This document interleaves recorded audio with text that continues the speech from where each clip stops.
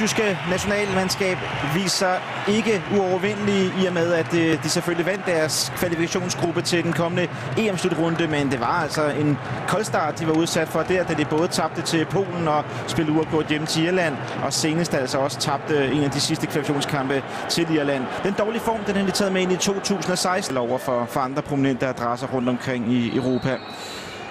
Også lidt interessant at se det her tyske mandskab, som vi sad og snakkede lidt om. Peter, kan vide, hvordan de egentlig stiller op rent formationsmæssigt. Rudi her, meget på bolden.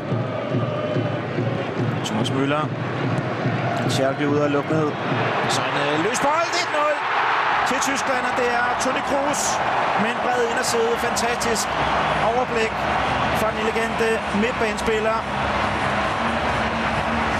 Og dermed så gør han det for anden kamp i træk. Senest der hamrede han den ind med venstre poten. Her der ligger han den følt, behersket, kælent.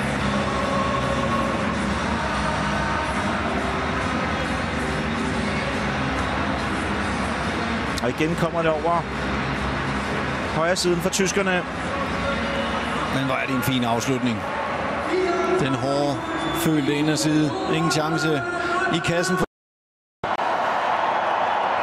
Ja, du har ret. Lige så behersket som målet mod englænderne, hvor han i aften. Thomas Müller fra distancen. Ja. Ja, hvis man ser løbet også, der kommer fra Draxler, så er det altså også med til at skabe chancen. Et rigtig fint dybdeløb. Draxler videre til Özil.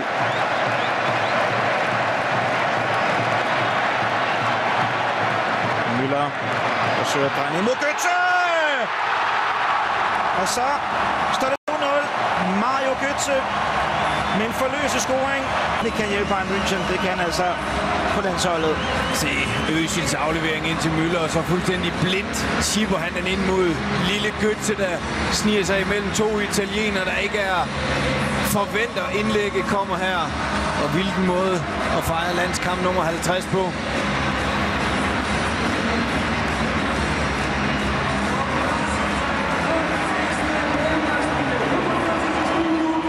To mål i 3-sejren over Polen tilbage i september. Scoringer i den tyske Bundesliga. Draxler glider godt af. Det er altså meget godt tidspunkt, han lige stiller sig igennem på. Julian Draxler på tværs.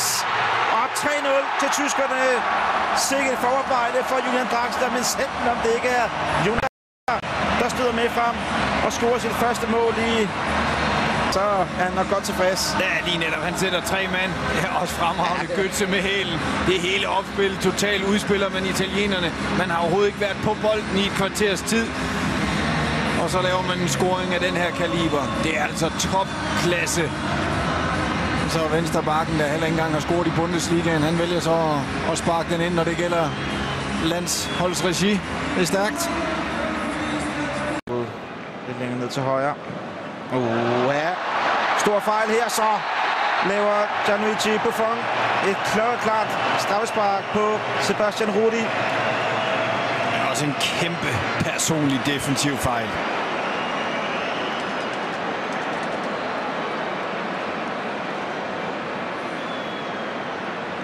Den er ikke god af Bernardeschi.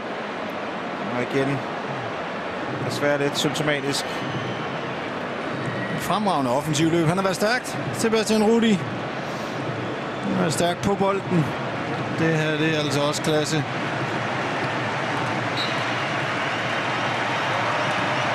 Og den bliver sat stensikkert i netmaskerne af Mesut Özil. Og dermed 4-0 med et kvarter igen. Han er top. Altså. Det her, det er altså iskoldt sparket ind. Så kan han vist godt blive noteret Özil på kortet, hvis de skal ud i straffesparkskonkurrence til sommer. Ja, lige netop. Kaka over for Mustafi. Ja, fin ting fra Kaka. Ja, så fik vi altså reduceringen. Stefan El Shaarawy. Den genopfundne. Også i kvalen. Har virkelig haft et stærkt forår for Roma.